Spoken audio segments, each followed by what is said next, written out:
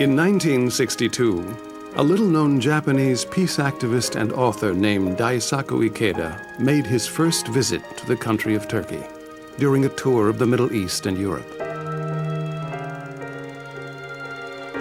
The purpose of his trip was simple. He wanted to make friends with people from cultures other than his own and take even a small step toward breaking down the barriers that existed between East and West.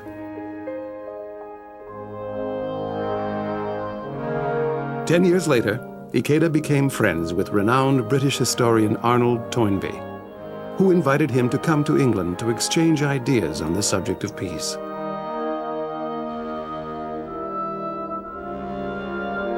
Toynbee, whom Time magazine called an international sage like Einstein and Schweitzer, had also visited Turkey many years earlier, at a time when Turks and Muslims were vilified across Europe.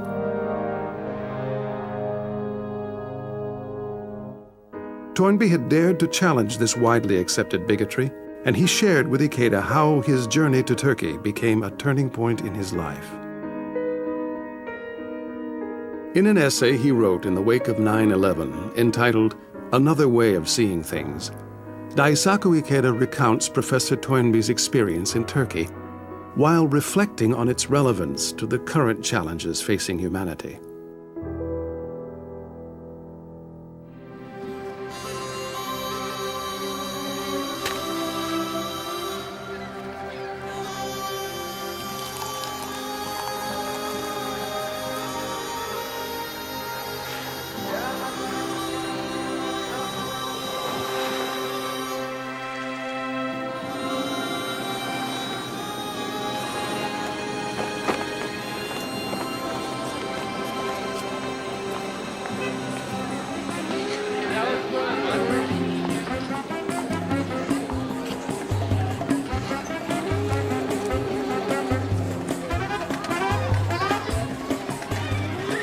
I have long felt that Turkey, as a country pivotally linking East and West, North and South, has a unique role to play in promoting peace and understanding.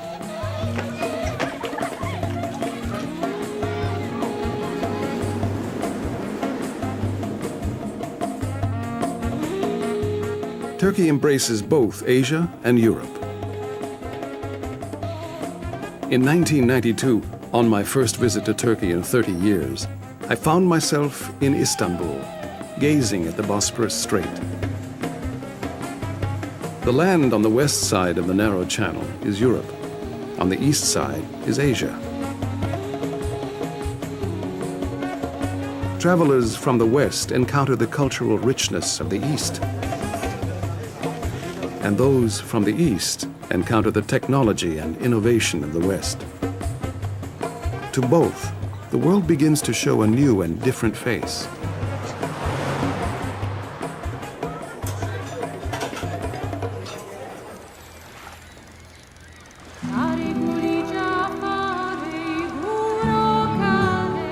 Turkey is the land of the poet Homer's birth.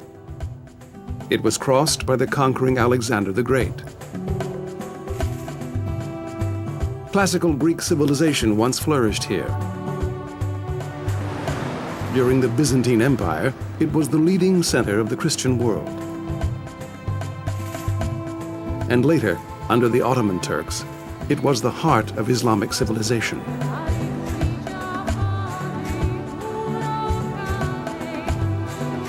Mirroring its kaleidoscopic history, Turkey today is a place of immense human diversity. In towns and cities, you can see people with Arab and Mongolian features. People with faces reminiscent of Greek statues, Russian faces, East European faces. It's as if the land of Turkey is trying to encompass and unite all humanity. Calling out, "West, you may be East in my embrace. East, you may be West in my home."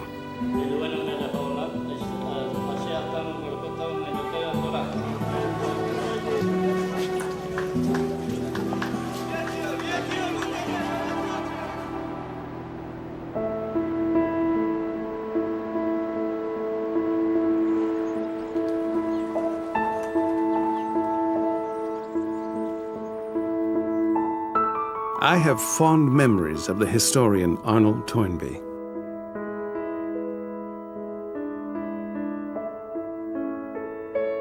Over the course of 2 years, Dr. Toynbee and I engaged in an exchange of views that lasted a total of 10 days.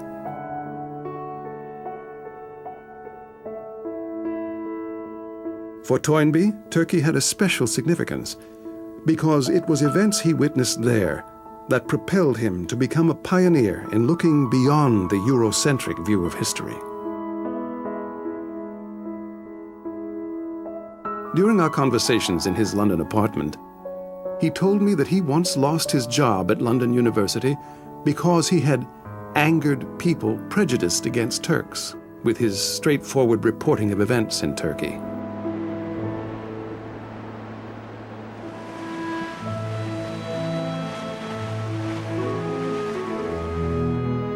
Toynbee visited Turkey in 1921, when he was about 32 years old.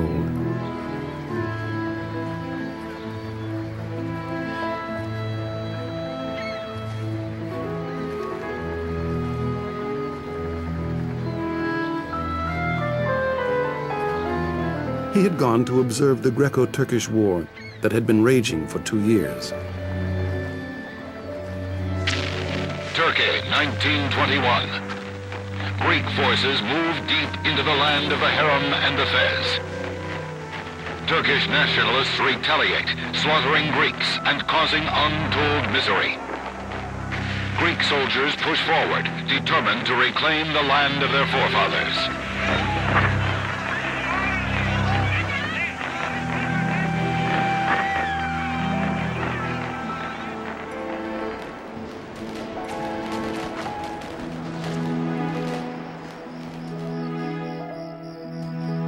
Toynbee first observed conditions from the Greek side, then from the Turkish.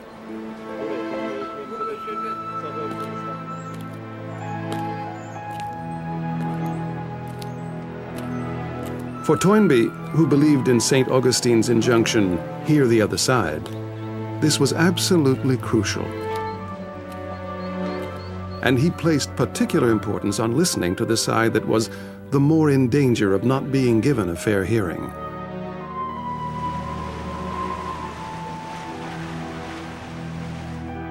The Greeks had the ear of the West, and the West was in the ascendant in the world. I was familiar with the Greeks' case. I felt it could take care of itself.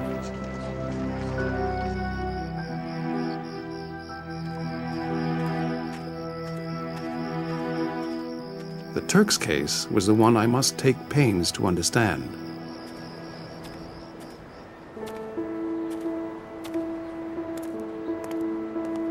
Toynbee traveled to a town where Turkish civilians had been massacred.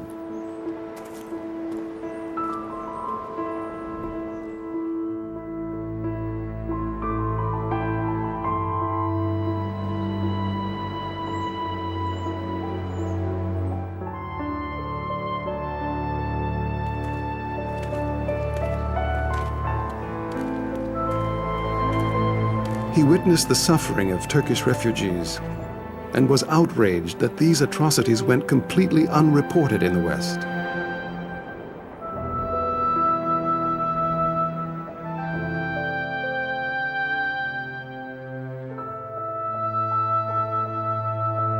Writing down the facts exactly as he'd seen them, he wired his reports to the Manchester Guardian, a leading British newspaper.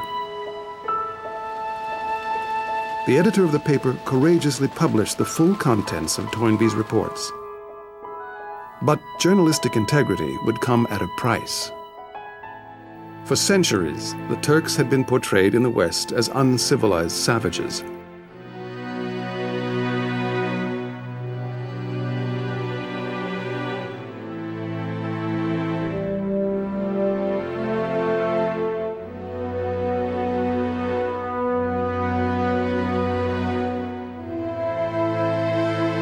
Making matters worse, the horrors of the 1915 Armenian massacre carried out by the Ottoman Turks were still fresh in people's minds. So, not surprisingly, when Toynbee's articles appeared, the newspaper was besieged by a storm of criticism. people attacked it for shamelessly publishing articles sympathetic to the unspeakable Turk.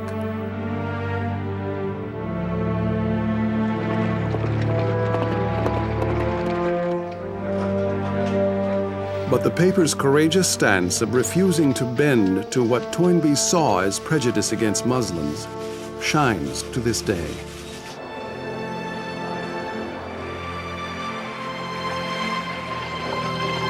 At the other end of the spectrum, the article made a deep impression on the Turks. They were astonished that a young Englishman had visited a Turkish refugee camp, that he'd impartially recorded what he saw, and that a British newspaper had actually published it. It was the first time their side of the story had been conveyed to the world. Years later, Toynbee described how Turkish people had gathered around the newspaper, their faces flushed with excitement as they read his article. Relying only on information from the West, viewing things always from the Western perspective, does not provide a true picture of the world. There is an African view of the world, a world seen from the Middle East, from Latin America, through the eyes of various ethnic minorities. There's more to international society than just the West.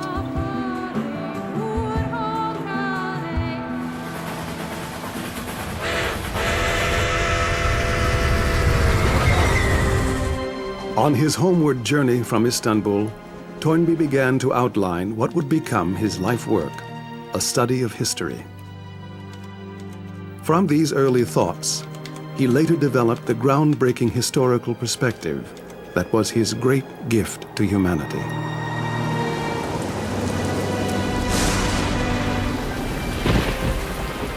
Shortly after his return to Britain, Toynbee was forced to resign from London University over what was seen as his support for the Turks. The young Toynbee knew it was wrong to stereotype and thus dehumanize people, as the Turks had been. He felt the important thing is to get to know individuals. So he put his conviction into practice, making friends with Turkish people and learning their language.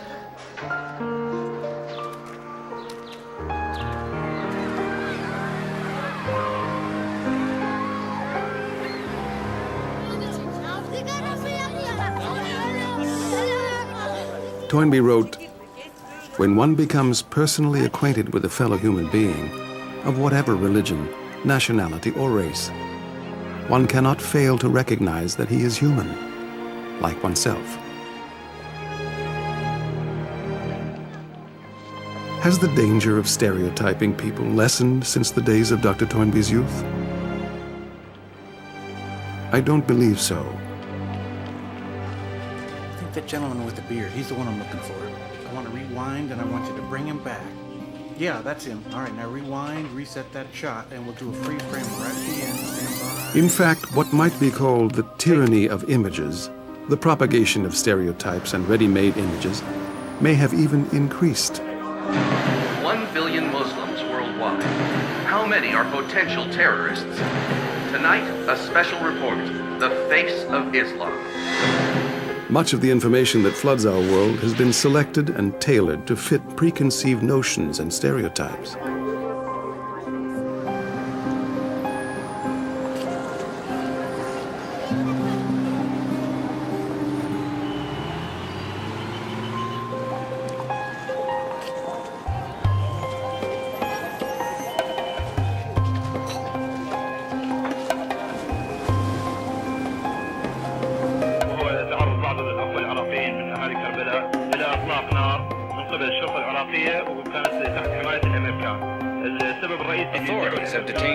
In the extremity of wartime, repeatedly airing scenes of our side coming under attack will incite and enrage viewers.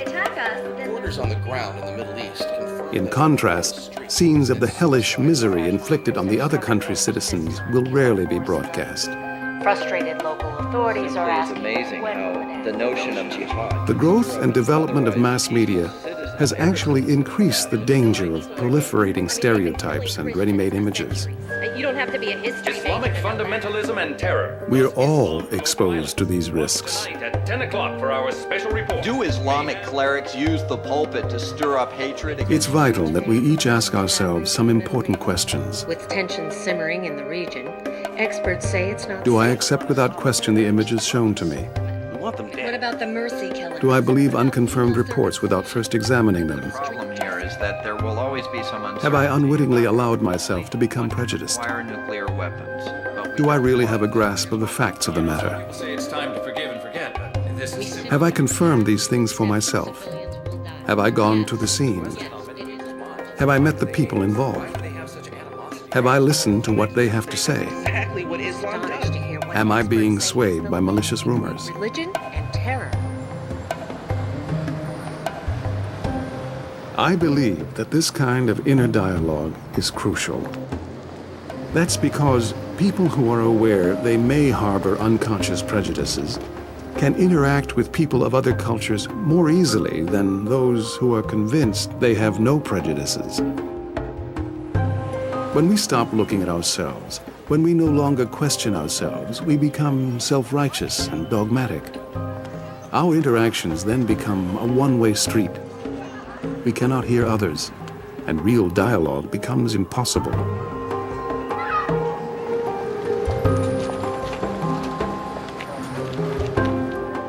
The kind of dialogue that can create peace with others must start with an open and earnest inner dialogue.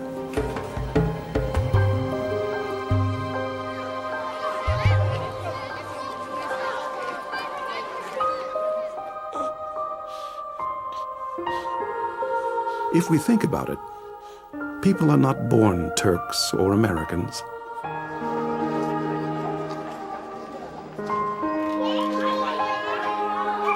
They're not born Palestinians or Jews. These are merely labels.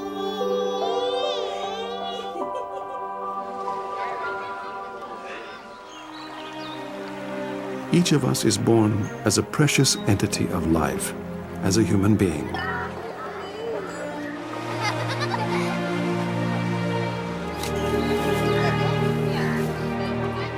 Our mothers didn't give birth to us thinking, I'm giving birth to a Japanese, or I'm giving birth to an Arab. Their only thought was, may this child be healthy and grow.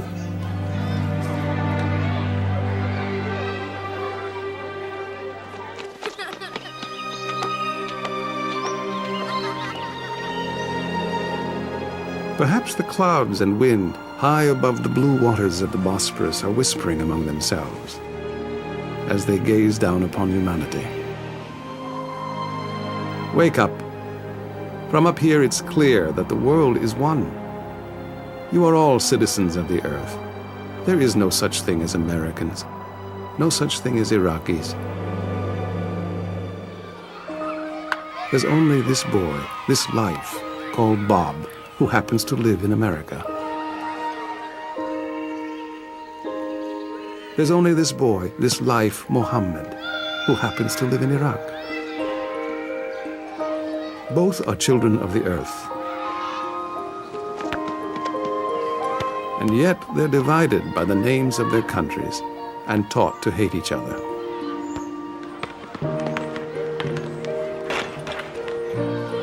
Wake up from this foolishness, this arrogance, this cruel habit of passing hatred and resentment on to the next generation.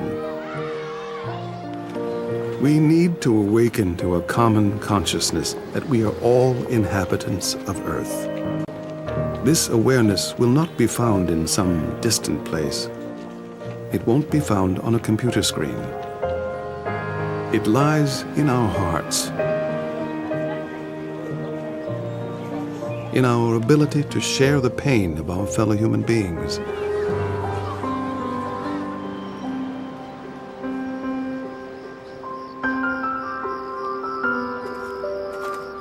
It's the spirit that says, as long as you are suffering, whoever you are and whatever your suffering may be, I suffer too.